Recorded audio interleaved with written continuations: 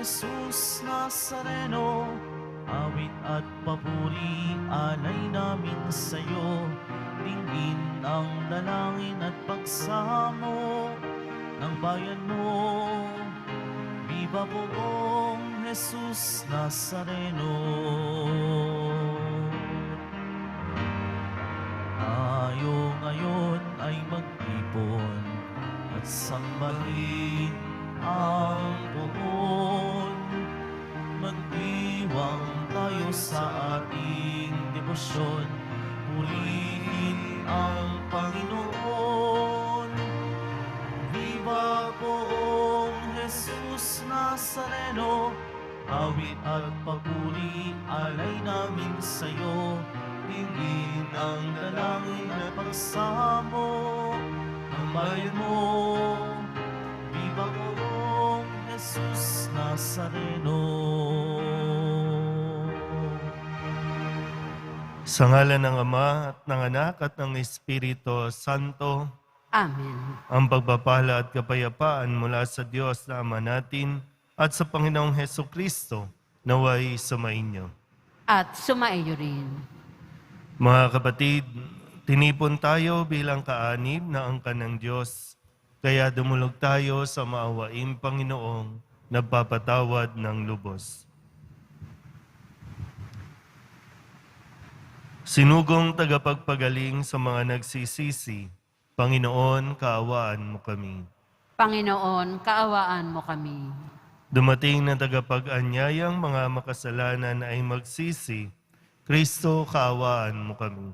Kristo, kaawaan mo kami. Nakaluklok ka sa kanan ng Diyos Ama para ipamagitan kami. Panginoon, kaawaan mo kami. Panginoon, kaawaan mo kami. Kaawaan tayo ng makapangyarihang Diyos, patawarin tayo sa ating mga kasalanan at patnubayan tayo sa buhay na walang hanggan. Amen. Manalangin tayo. Ama naming makapangyarihan, kaming iyong mga kinupkop ay niloob mong maging mga anak sa liwanag mong kaloob. Huwag mong ipahintulot na sa katiwalian kami ay masangkot. Panatilihin mo kaming nagliliwanag sa iyong katapatang lubos na sumisikat sa pamamagitan ni Jesucristo kasama ng Espiritu Santo magpasawalang hanggan. Amen. Magsiupo muna ang lahat.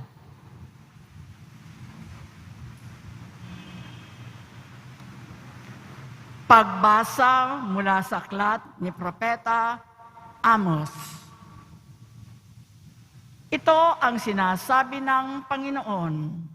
Sa araw na yaoy, ibabangon kong muli ang sambahayan ni David at aayusing tulad ng isang bahay na nawasak. Itatayo kong muli iyon kagaya noong araw.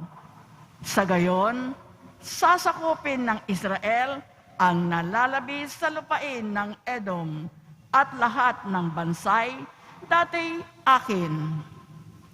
Darating ang panahon, sabi ng Panginoon, na mag-aararo ang magbubukid habang nag-aani pa ang manggagapas at gagawa pa rin ng alak ang mag-aalak kahit nagsisimula pa lamang na maghasik ng binhi ang manghahasik. Dadaloy sa mga bundok ang matamis na alak at aagos ng sagana sa mga burol. Ibabalik ko sa kanilang lupain ang aking bayan. Itatayo nilang muli ang kanilang mga lungsod na nawasak at doon sila maninirahan. Tatamnan nilang muli ang mga ubasan at iinom ng alak. Magtatanim sila uli sa mga halamanan at kakain ng mga bunga niyon. Ibabalik ko sila sa lupaing ibinigay ko sa kanila at hindi na sila maalis pang muli roon. Ang Panginoon na inyong Diyos ang nagsalita. Ang salita ng Diyos. Salamat sa Diyos. Ang puoy nagsasalita na bayan niya'y papayapa. Ang pooy nagsasalita na bayan niya'y papayapa. Aking naririnig magmula sa poon ang sinasalita. Sinasabi niyang ang mga lingkod niya'y magiging payapa. Kung mangagsisisi at di na babalik sa gawang masama. Ang pooy nagsasalita na bayan niya'y papayapa. Ang pagtatapatan at pag-iibigay magdadaop palad. Ang kapayapaan at ang katuwiray magsasamang ganap. Sa balat ng lupay, pawang maghahari yaong pagtatapat. At ang katarungan na may maghahari mula sa itaas. Ang pooy nagsasalita na bayan niya'y papayapa. Gagawing maunlad ng Panginoong Diyos itong ating buhay. Ang mga halaman sa ating lupaig bubungang mainam. Sa harapan niya yaong maghahari, pawang katarungan. Magiging payapat susunod ang madla sa kanyang daan. Ang pooy nagsasalita na bayan niya'y papayapa. Magsitayo po ang lahat.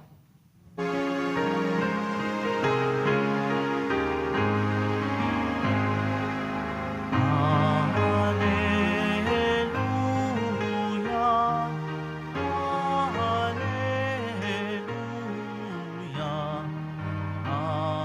hallelujah, hallelujah, hallelujah. Ang tinig ko'y pakikinggan ng kabilang sa'king kawan. Ako'y kanilang susundan. Hallelujah, hallelujah, hallelujah,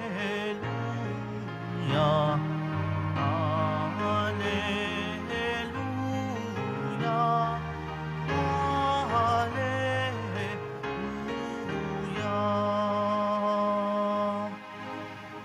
Sumainyo ang Panginoon. At sumaiyo rin. Ang mabuting balita ng Panginoon ayon kay San Mateo. Papuri sa iyo, Panginoon. Noong panahong iyon, lumapit kay Jesus ang mga alagad ni Juan Bautista at ang wika, "Malimit kaming mag-ayuno, gayon din ang mga Pariseyo. Bakit po hindi nag-aayuno ang inyong mga alagad?"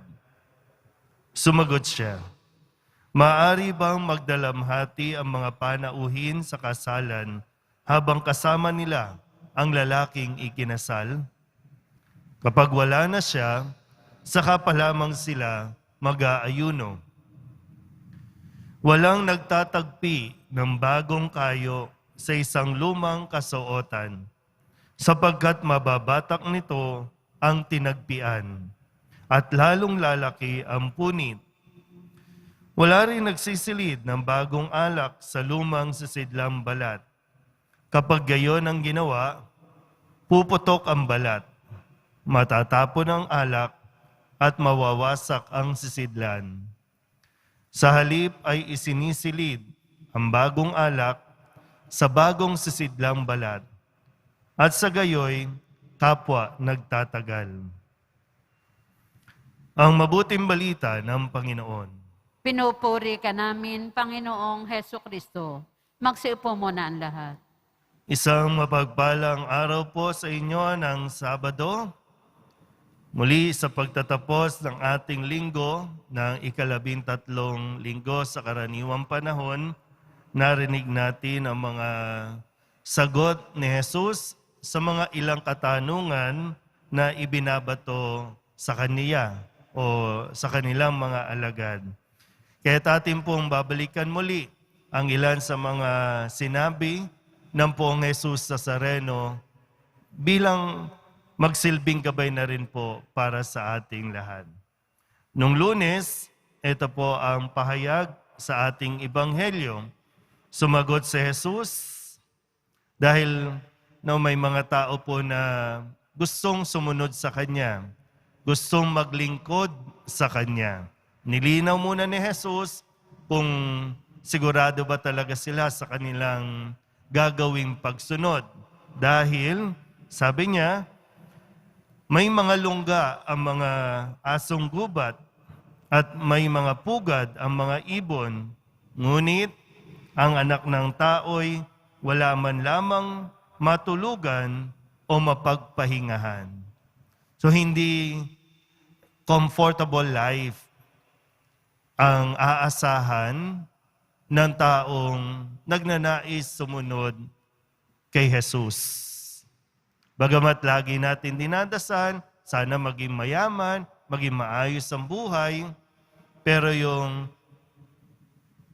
yung talagang pagsunod na inihingi sa atin, hindi komportabling pamumuhay ang aasahan natin. Madalas, kung sino pa yung naglilingkod, yun pa yung makakaranas ng, sabihin natin, mga pagsubok, paghihirap, para lang mapatunayan natin na gusto talaga natin na maging alagad ng Poong Jesus Nazareno. Kaya pag-isipan mo ng mabuti. No? Nung Martes, ang sabi naman sa atin, at sinabi niya sa kanila, sinabi ni Jesus sa kanila, ano't kayo'y natatakot? Napakaliit naman ng pananalig ninyo. Ito po yung tagpo na kung saan nakasakay sa bangka, si Jesus at ang mga alagad, inahampas ng hangin, ng alon, si Jesus natutulog, samantalang kanyang mga alagad, takot na takot. Kaya't pinagsabihan sila ni Jesus kung bakit sila natatakot. Napakaliit naman ng pananalig ninyo.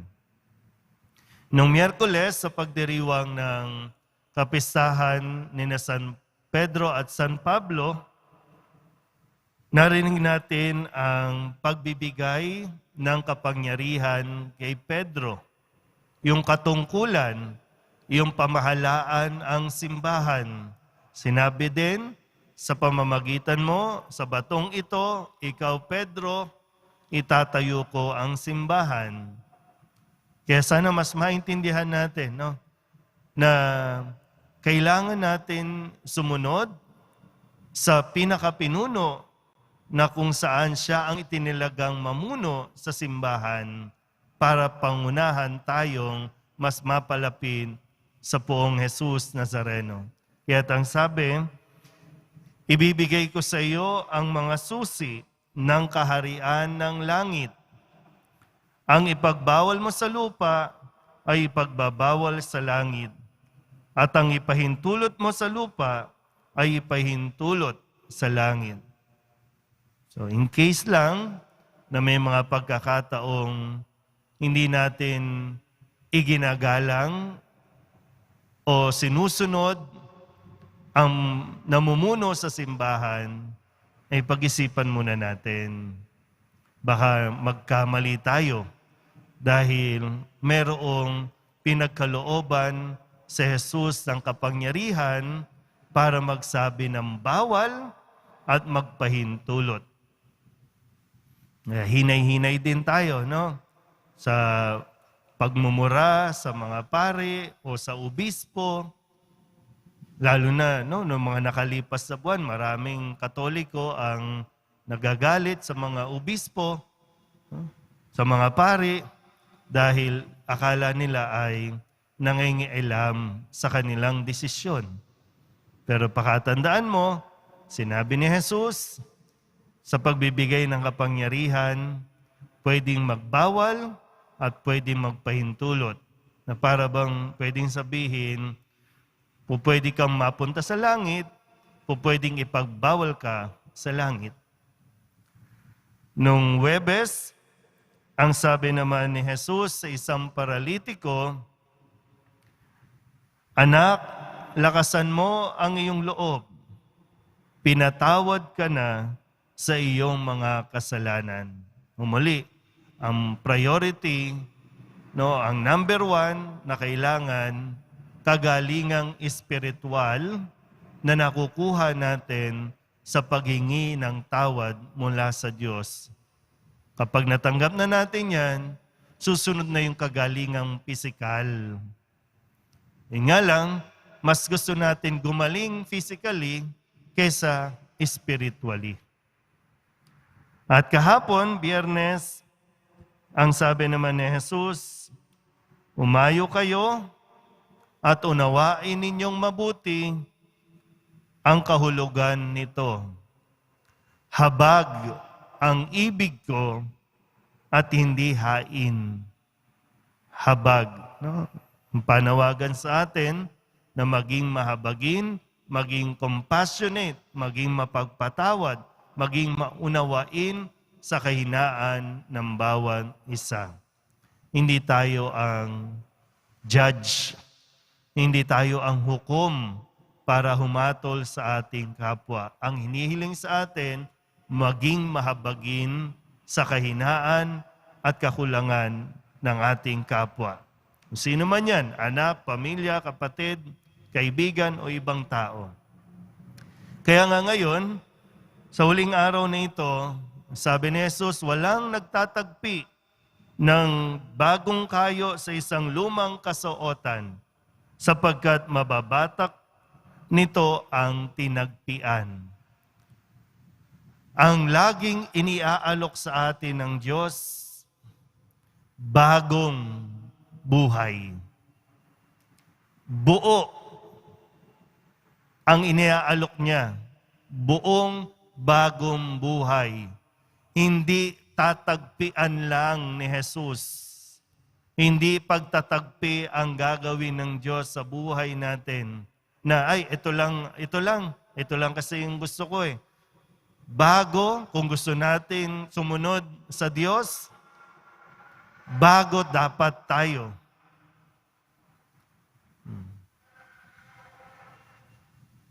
Nakukuha ba? Kasi po, sabihin natin, nagsisimba naman tayo araw-araw, nagdadasal naman tayo araw-araw, pero meron tayong laging patsi-patsi na ito lang ang gusto kong pakinggan, ito lang ang susundin ko. Hindi tutugma.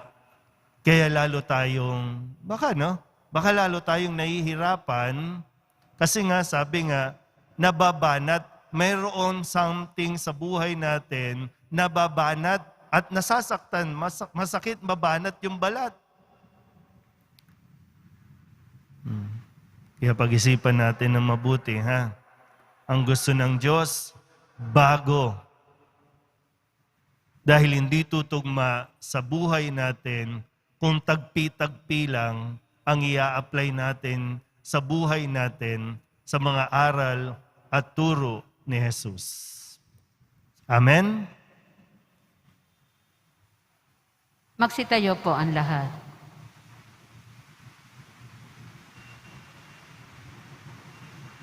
Manalangin tayo sa ating Diyos Ama upang mailapit niya tayo sa kahalagahan ng Ebanghelyo at mapanibago ang simbahan at ang sandaigdigan.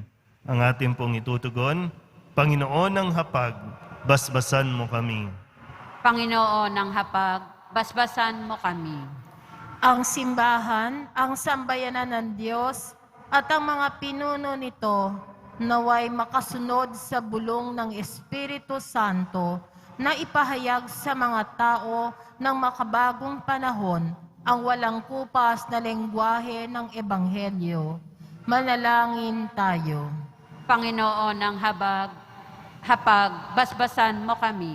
Ang ating mga puso, naway buksan natin sa makapangyarihang pagliligtas ng Diyos kay Kristo na higit na mas mahalaga kaysa sa pagsasagawa ng mga sinaunang relihiyosong gawain. Manalangin tayo. Panginoon ng hapag, basbasan mo kami. At inawang mapagtanto na laging mangyayari ang himala ng pagbabago sa mga nagnanais na makamit ito sa tulong ni Kristo. Manalangin tayo. Panginoon, ng hapag, basbasan mo kami. Sa mga may sakit, tayo naway maging mga daan ng kalinga ng Diyos sa ating pagpapadama sa kanila ng pag-ibig at malasakit. Manalangin tayo. Panginoon, ng hapag, basbasan mo kami. Idulog din natin sa Panginoon ang ating mga personal na kahilingan at mga panalangin para sa ating mga pamilya. Ganon din ang lahat ng mga misang pasasalamat, espesyal na intensyon at mga kaluluwa na inihiling na ipagdasal sa misang ito.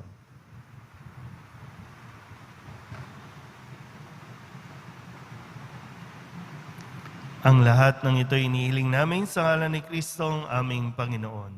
Amen. Magsiupo mo na ang lahat.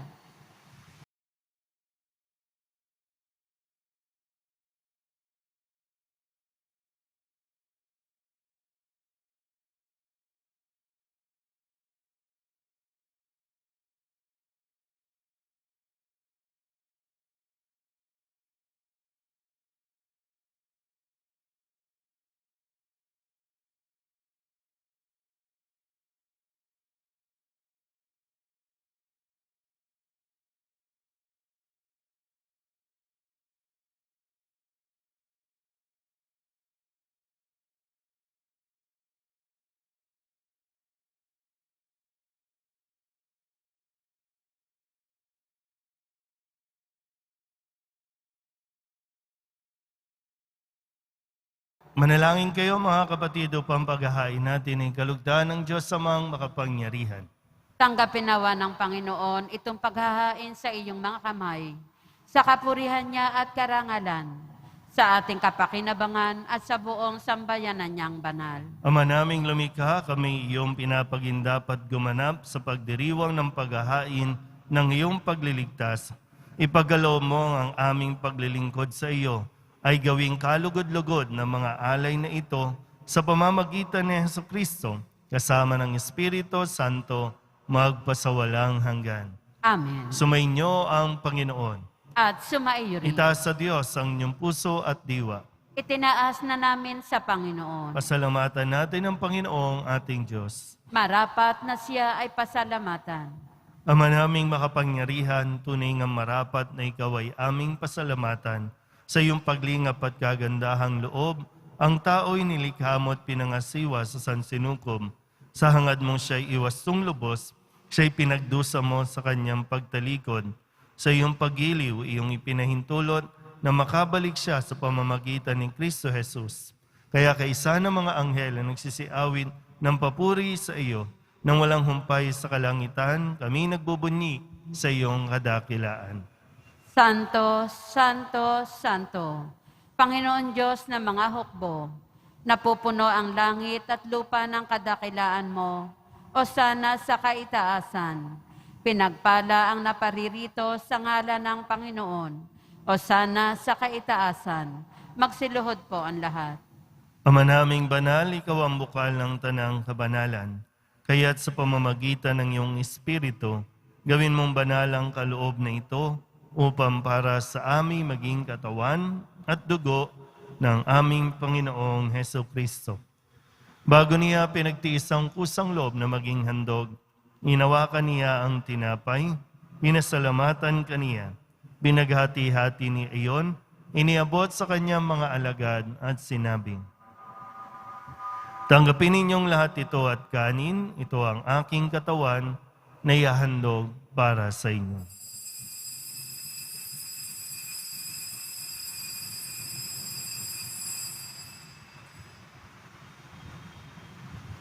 Gayun din naman nang matapos ang hapunan, hinawakan niya ang kalis, muli kaniyang pinasalamatan. Iniabot niya ang kalis sa kanyang mga alagad at sinabing, "Tanggapin ninyong lahat ito at inumin. Ito ang kalis ng aking dugo, ng bago at walang hanggang tipan. Ang aking dugo na ibubuhos para sa inyo at para sa lahat, sa ikapagpapatawad ng mga kasalanan. Gawin ninyo ito sa pag-alaala sa akin."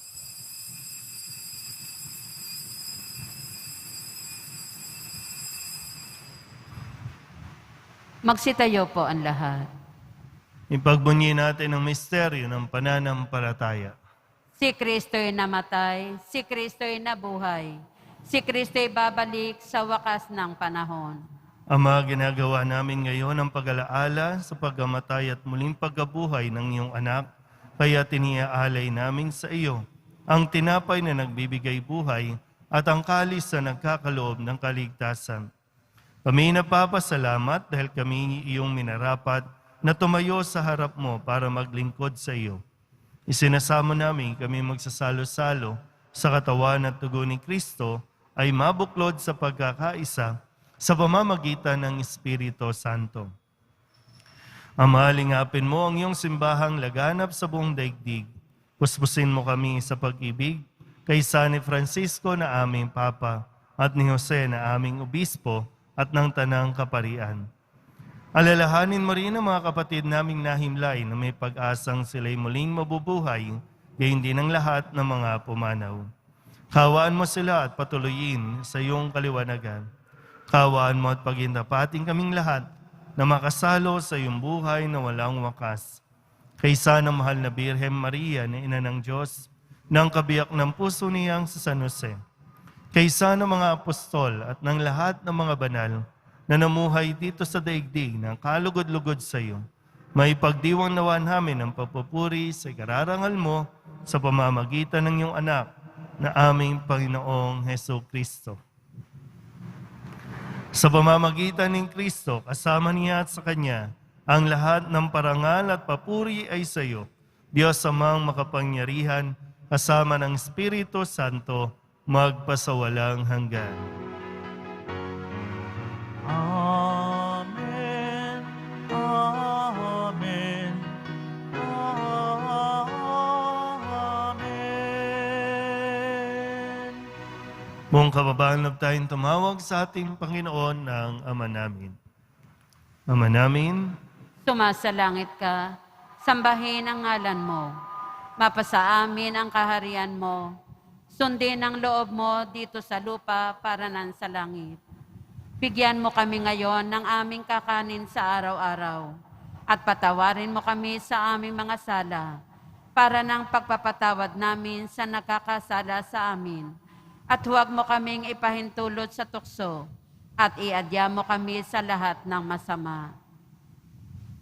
hinihiling namin kaming iadya sa lahat ng masama, pagkalooban ng kapayapaan araw-araw, iligtas sa kasalanan at ilayo sa lahat ng kapahamakan, samantalang aming pinananabikan ang dakilang araw ng pagpapahayag ng tagapagligtas naming sa Heso Kristo.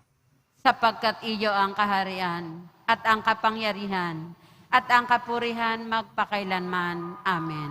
Panginoong Heso Kristo, sinabi mo sa iyong mga apostol, kapayapaan ang iniiwan ko sa inyo, ang aking kapayapaan ang binibigay ko sa inyo. Tunghayan mo ang aming pananampalataya at huwag ang aming mga pagkakasala. Pagkalooban mo kami ng kapayapaan at pagkakaisa ayon sa iyong kalooban, kasama ng Espiritu Santo, magpasawalang hanggan. Amen. Ang kapayapaan ng Panginoon ay laging sumainyo. At sumaiyo rin. Magbigayan po tayo ng kapayapaan sa isa't isa. Kordero ng Diyos na nag-aalis ng mga kasalanan ng sanlibutan, maawa ka sa amin. Kordero ng Diyos na nag-aalis ng mga kasalanan ng sanlibutan, maawa ka sa amin.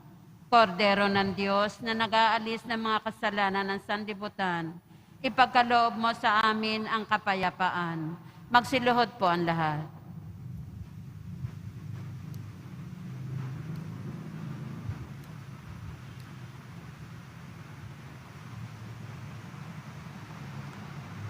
Ito ang kordero ng Diyos. Ito ang nag-aalis ng kasalanan ng sanlibutan. Mapalad ang mga inaanyayahan sa kanyang piging. Panginoon, hindi ako karapat-dapat na magpatuloy sa iyo, ngunit sa isang salita mo lamang ay gagaling na ako.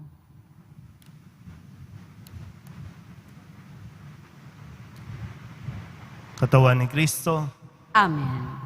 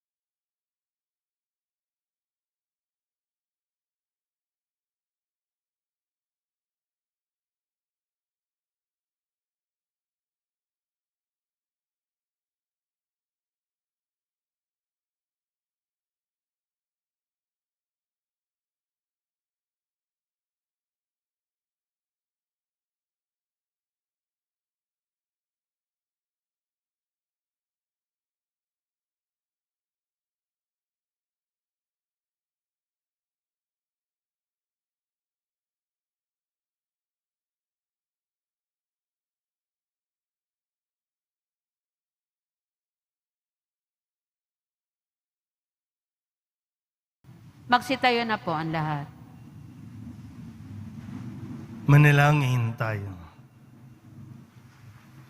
Ama naming mapagmahal, buhayin nawa kami ng aming inihain at pinagsaluhan upang kaming pinagbuklod sa pag-ibig mo kailanman ay magkaroon ng bungang lagi naming maialay sa pamamagitan ni Jesucristo kasama ng Espiritu Santo magpasawalang hanggan. Amen. Sumainyo ang Panginoon. At sumaiyo rin. Manalangin tayo para sa pagbabasbas. Mahal na pong Jesus Nazareno, inihayag mo sa pamamagitan ng krus ang walang maliw na pag-ibig ng Diyos sa sangkatauhan. Pakinggan mo ang kahilingan ng iyong angkan na nagsusumamo sa iyo. Makamtanawa nila ang iyong katugunan at tanggapin ang kasagutan na may utang na loob na tinatanaw. Basbasan din po ninyo mga dala-dala nilang mga imahin at dasalan at lahat ng mga may karamdaman. Sa pamamagitan ng bendisyon na ito naway maalala nila ang mga pangako nila noon sa binyag na ikaw ang kanilang iibigin at paglilingkuran bilang Panginoon magpasawalang hanggan. Amen. At pagpalain kayo ng makapangyarihang Diyos, Ama at Anak at Espiritu Santo. Amen. Umayo kayong taglayang kapayapaan ng Poong Jesus Nazareno. Salamat sa Diyos. Magandang umaga po.